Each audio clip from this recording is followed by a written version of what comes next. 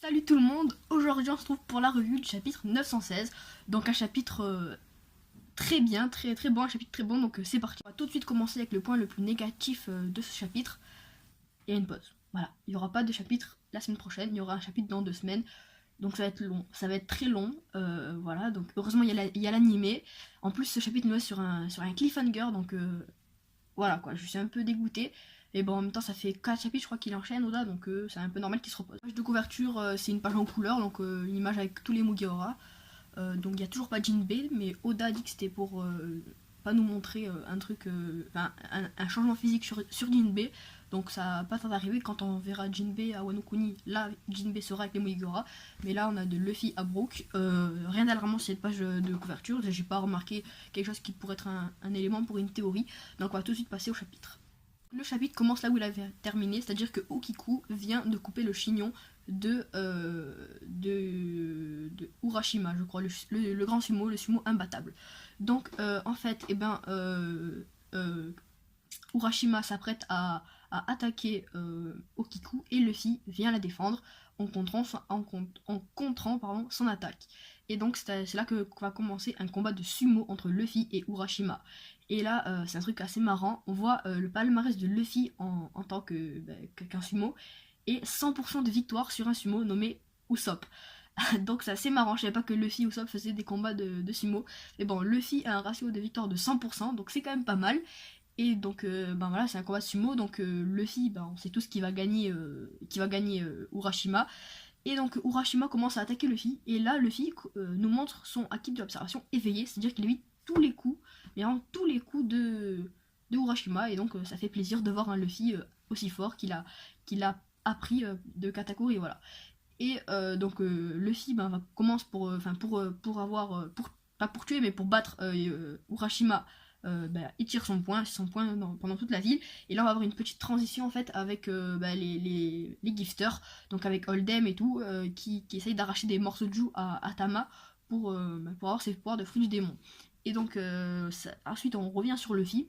Luffy qui envoie un Gomu-Gomu Gigant, Gigant, je sais pas trop quoi d'ailleurs.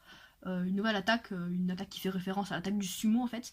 Et donc on voit valser Urashima dans toute la ville, un sumo assez gros quand même, enfin, comme tous les sumo, mais il envoie valser dans toute la ville, le sumo invaincu. Et donc à partir de là, les villageois reconnaissent Zoro qui avait tué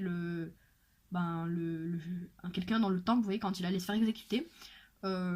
Et donc ils se battent, donc Luffy, Zoro et Kiku se battent contre des gifters, je crois que c'est des gifters qui arrivent, ou des sbires de Kaido en tout cas. Et donc ils se battent, ils se battent, ils se battent.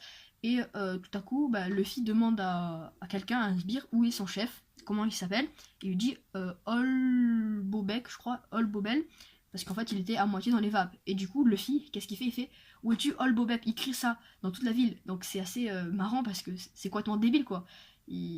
Il aurait dû se douter que c'était pas un vrai nom, enfin bref voilà. Le côté humoristique de Luffy toujours, et donc Oldem se montre et dit que son vrai nom c'est Oldem. Et après il y a Law qui... On voit un passage de Law et Beppo en fait a mangé un poisson de la rivière, donc il est empoisonné comme Tama avait été empoisonné. Donc là la situation devient un peu critique, et d'un coup Law depuis sa colline voit Sanji, donc c'est que Luffy et tout ont fait du grabuge. Donc il s'apprête à y aller, et là on passe sur un passage de Hawkins qui a été prévenu que Luffy et Zoro étaient à Bakura, et donc il arrive pour ce fight, et donc il arrive à l'entrée de Bakura. Et la dernière page, on voit 4 cases, une case Law, une case Luffy, une case Kiku je crois, je vais vérifier ça, je vais vous dire, et une case Hawkins. En tout cas c'était pas Okiku mais c'était Oldem, donc on a une case Law, Luffy, Oldem et Hawkins.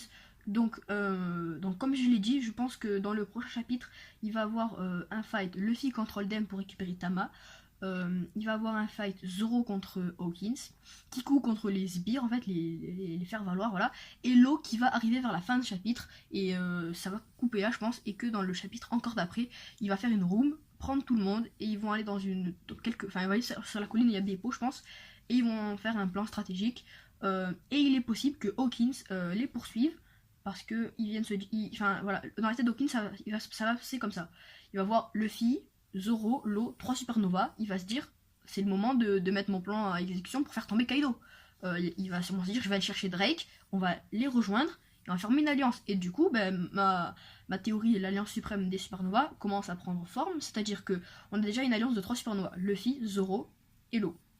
De l'autre côté, on a Hawkins et Drake qui sont alliés en quelque sorte, mais contre Luffy, Zoro et Law. Je pense que Hawkins et Drake vont s'allier à Luffy, Zoro et Law, et donc ça va faire une alliance de 5 supernovas, et encore, il va encore avoir d'autres supernovas, je pense, et j'espère, pour faire tomber Kaido, parce que Luffy, actuellement, il peut pas battre Kaido. Parce que Luffy, il est encore trop faible, voilà. Il va falloir une alliance. Je pense pas que Luffy puisse battre Kaido 1 contre 1. Ou du moins, au début du combat, il va avoir d'autres supernovas. Ensuite, peut-être dans le dernier coup, bah, ce sera lui qui en 1 contre 1. Mais au début du combat, il y aura au moins les autres supernovas. Ça, c'est sûr. Peut-être pas Zoro, mais Kid, etc. Qu'est-ce qu'il y a d'intéressant dans ce chapitre? Eh bien, tout d'abord, Luffy fait des combats de sumo régulièrement. Ça m'a bien fait rire et je suis content de l'avoir appris. Deuxièmement, Okiku sait bien se battre. Et c'est même Zoro qui lui a dit, pas besoin, réveille-toi, moi je vais pas te protéger, tu peux très bien te débrouiller toute seule. Et donc là il y en a plein, ils vont dire, ouais, ça va être la nouvelle Nakama et tout. Dans ta dernière vidéo, t'as dit, il va y avoir d'autres Nakama. Et ben non, Okiku, je suis désolée, mais pour le moment, elle a pas le profil pour être une Mugiwara. Donc oui, elle sait se battre à l'escrime. Il n'y a pas de fille escrimeuse dans l'équipage. Mais pour le moment elle a pas même passé tragique, enfin peut-être je sais pas, mais pour le moment ça ne nous a pas encore été présenté, donc pour le moment Okiku ne fera pas partie des Mugiwara. Ensuite plus tard peut-être que Oda va nous révéler un passé de Okiku, et là peut-être que elle pourra être Mugiwara, mais pour le moment non, donc peut-être plus tard, mais pour le moment non, ça c'est sûr. Et ensuite le dernier point, c'est que dans le prochain chapitre il va sûrement y avoir un fight. Je dis sûrement parce que Oda pourrait couper, donc comme il avait fait à la rêverie par exemple, laisser nous troll quoi, et soit basculer sur Sanji, Nami, etc. où ils sont passés, ou alors pourquoi pas retourner à la rêverie, parce que la rêverie a été coupée en plein milieu. Et ça serait cool parce que ça nous laisse un petit j'ai perdu le mot. Retrouver un petit cliffhanger comme il avait fait par exemple au chapitre 900, ou encore à la rêverie le chapitre 908 ou 907, je sais plus, quand on voit Im sur le trône. Donc je sais plus si c'est le chapitre 907 ou le chapitre 908, bref c'est pas important. Donc il pourrait basculer sur la rêverie, et par exemple on pourrait basculer sur le conseil des rois, ou avec par exemple j'ai oublié les noms, hein, c'est incroyable ça. Le père de Vivi, Cobra, voilà, qui pourrait poser des questions sur les poneglyphes, ou alors continuer avec Shanks, ou les 5 doyens, ou même Im. Je sais pas, enfin bref, il y aura pas de chapitre pendant 2 semaines, donc c'est assez dommage, mais bon, faut bien que Oda se repose. Donc on va être sur le doute pendant 2 semaines. Ces 2 semaines vont être longues, mais vraiment longues. Moi j'attends le vendredi dans 2 semaines avec impatience, les gars. Je veux absolument ce chapitre, parce que celui-là il était vraiment bon, il était drôle, et il y a eu pas des combats, mais enfin il y a eu le combat sumo, mais ça c'est pas très important.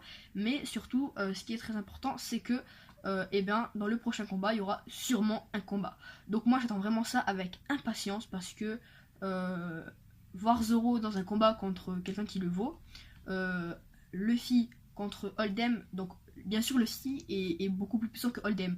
Le problème c'est que Hold'em tient Tama en otage, pardon, et donc je sais pas trop comment il va se débrouiller. Kiku pour l'avoir encore combattre, parce que c'est cool quand même. Et Law qui va enfin faire son apparition, qui va enfin retrouver Luffy et Zoro.